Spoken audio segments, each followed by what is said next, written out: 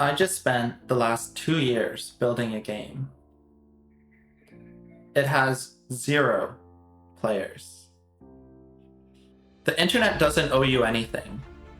You can spend months, years on a project, and that doesn't mean anyone will ever play it, like it, or even know it exists.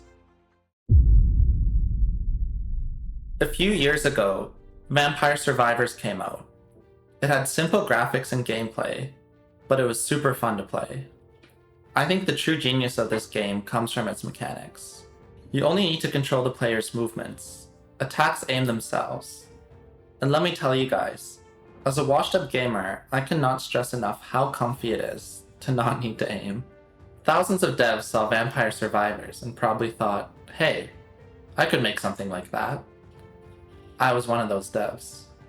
Then there's Path of Exile. I have thousands of hours in Path of Exile.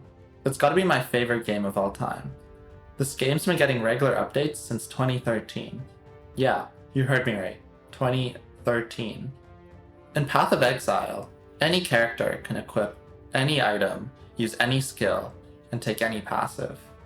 The amount of flexibility that this gives build creators is absolutely insane. So I set out to combine the simplicity of Vampire Survivors with the depth of Path of Exile. That went about as well as you'd expect. I had the vision, and I set out to make the game. I worked quietly after my day job, in the evenings. Over the next 2 years, I built the whole thing. The combat, progression, bosses, all of it. The game was in a playable state. It played like Vampire Survivors, and it had items like Path of Exile. It was fun, but it felt like it was still missing something. I couldn't figure out what was wrong, and so I tried to fix it the only way I knew how. I just kept building. I kept adding more levels, more upgrades, more power-ups. Not because I had a plan, but because stopping meant admitting something was wrong. I was burning out. I needed to finish the project. I launched Mages Must Die on February 20th, 2026. I'd made a few YouTube shorts to advertise it, but that was about it for the marketing. The launch was frustrating. It's definitely not how I'd imagined it would go. But honestly, I think by the time I shipped, I already wasn't expecting that it would do well. The game had one of the cardinal sins of roguelikes. The player's decisions didn't matter. The game was too big, too ambitious, and I couldn't balance it properly. I learned I needed to control the scope. If I'd made a game half the size, then I would have had a whole extra year to make every decision feel meaningful. I can't do everything. I don't have unlimited time. I need to make games that are small enough that I can polish them entirely. But scope wasn't the only problem. The hook, the build flexibility, comes way too late. Here's an example of one of the builds that's possible. You can take these 3 shuriken skills. They all deal physical damage and benefit from the same upgrades.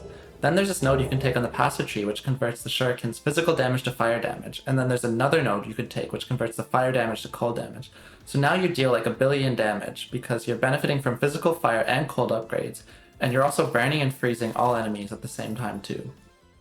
If a player needs to grind for 30 minutes to find out what makes your game special, then most of them are going to leave and never find out. I haven't been entirely honest. The game did get players.